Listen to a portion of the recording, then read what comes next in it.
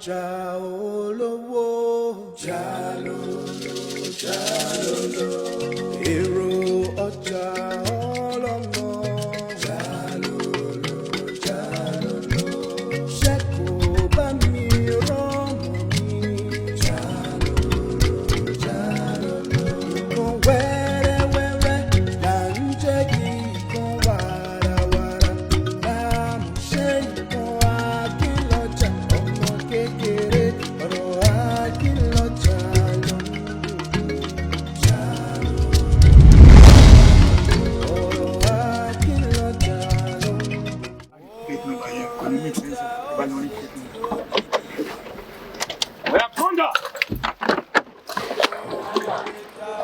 Sorry, Burma.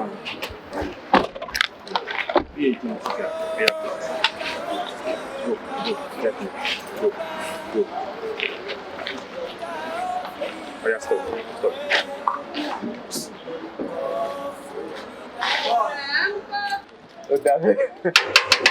Tanu. Àwa ni o. Láti ibo. Ẹ bá síta. Báwo sọ? Come back.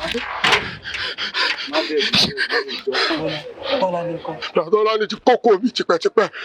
Ní oṣù pa mẹ́ta. Tọ́lá ti kókó mi. Wọ́n ti kókó oṣù mẹ́ta sísìn ni. Tọ́lá ní. Wọ́n ti kókó. You, are you sure pé kò sẹ́yìn ọ̀kan nílé? Kò sẹ́yìn ẹnu bí yìí. Wọ́n ti kókó mi tipẹ́tipẹ́. O sure? Bẹ́ẹ̀ni. Ha! Hey, Mr. Man, tó bá jẹ́ mọ́ mi máa fi gan fọ́ orí ẹ̀.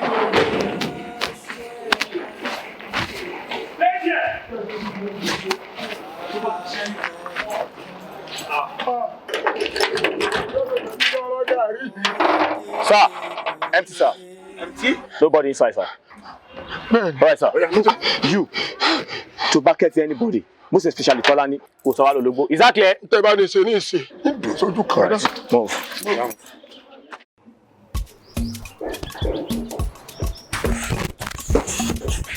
Kọ́ tẹ̀ dá paru báyìí.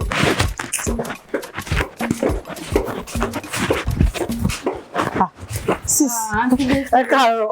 Ojú inú fine. Àbí ni ṣé mo bá sì sí ni? Bẹ́ẹ̀ni, àǹtí mi, wọ́n bẹ̀rẹ̀ yín. Kò tẹ̀ jáde. Mo dẹ̀ ní àwọn nice stuff so. Well. I sure. Them I like. All right.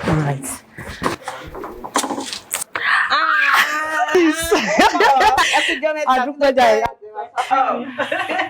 Mo náà náà ṣẹlẹ̀. Mo ní mo sáré látọjà. Mo àgbẹ̀ kọ́kọ́ ṣàtán. Kí n wá fún yín. Kọ́kọ́ ṣọ́ọ̀tì dé mo gbọ́ láìka àwọn ṣọ́ọ̀tì sẹ́yìn dẹ̀ ní ẹ̀wọ̀n ṣe máa láìkì. Ó máa sáìsì yín. Èyí mi sọ fún mi ìyẹn lá. Ẹ wò ṣẹ́ẹ̀tì ẹ mọ̀ pé àwọn ní àwọn time kan tẹ́ máa fẹ́ múra bí ọ́fíìsì. Tẹ́ máa look kíní. Àǹtí mi ẹ mọ́lẹ̀ ẹ lè fine. Ṣé wà òkè ní? Bẹ́ẹ̀ni. Ẹ̀yin dẹ̀rẹ̀ máa ń like àwọn skippy kíní báyìí. Jẹ́ kí n wo mí. Bí ó ti bá lọ sọ́jà next ni àwọn nǹkan tí mo mú wá this time around àwọn tó yẹ pé ẹ wò. Mo ní jumpsuit kọ́. Tolani. Oh God. Wow, very smart. Nice one. What is that? Ó dé wù mí kí n ràn ẹ́ lọ́wọ́. Ó ń lọ nìyẹn o. Kó máa lọ, mo ti sọ fún ẹ. Relax, DJ. Dìde jẹ́ ìrìn lọ́wọ́. DJ, hey, I will stop you, sir. For your fall effect. Now. But the man like in Shuri. Mama, sorry for show my sorry for me now. For sure. Talo tu mọ̀ mi. Mo rẹ̀ kan. Desire lórúkọ ẹ̀. Good. Desire. Bẹ́ẹ̀ ni sà. Okay. Ṣé o lè mú Adélé àbí kò pé? Ọ̀nà ẹ̀ jì sà. Ọ̀nà ẹ̀ jì. Kò ń ṣe àtìsí. Ọ̀nà ẹ̀ jì sà. O ṣáà ní nọ́mbà lọ. Mo ní nọ́mbà lọ́wọ́. Ó yá pè. Ẹ ti gba fóònù mi. Ẹ ti gba fóònù mi sà. Officer. Sir. Please bring it through. Ẹ ti gba fóònù mi sà. Relax. Yes sir. Open it. Oh, very tiny. Mo gbàgbé. Má bínú jẹ́ fún mi.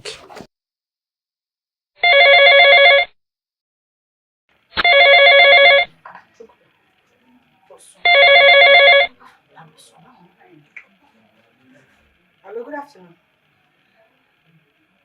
Mira bọ̀sẹ̀ kásán. Mo ti mọ̀ pé nọ́mbà yín ni true caller gbé wá. Ẹ wà ní the Groom Hotel. Ṣé wá shoot ni?